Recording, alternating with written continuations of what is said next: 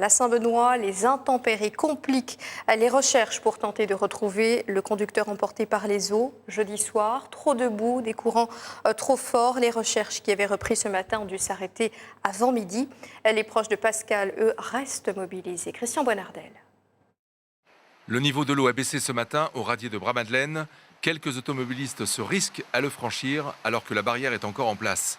La famille de Pascal décide de poursuivre les recherches.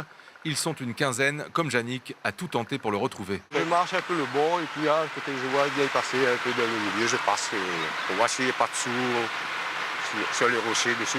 Il y a beaucoup de grottes dessous. Est-ce que vous avez espoir de le retrouver vivant encore aujourd'hui? Je ne crois pas. Je ne crois pas par la rivière. Hugues habite le quartier depuis longtemps. Il connaît la dangerosité de ce radier. Ça a déjà arrivé qu'ici, il fait beau et la ravine, elle arrive d'un seul coup, quoi. Elle coule d'un seul coup et puis on trompe, quoi.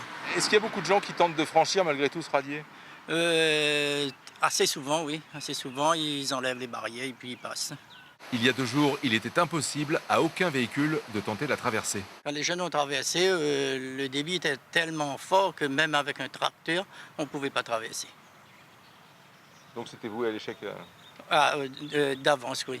Les recherches de la gendarmerie ne reprendront que lorsque le débit de l'eau sera plus faible. La pluie, encore bien présente dans l'Est, risque fort de les rendre difficiles.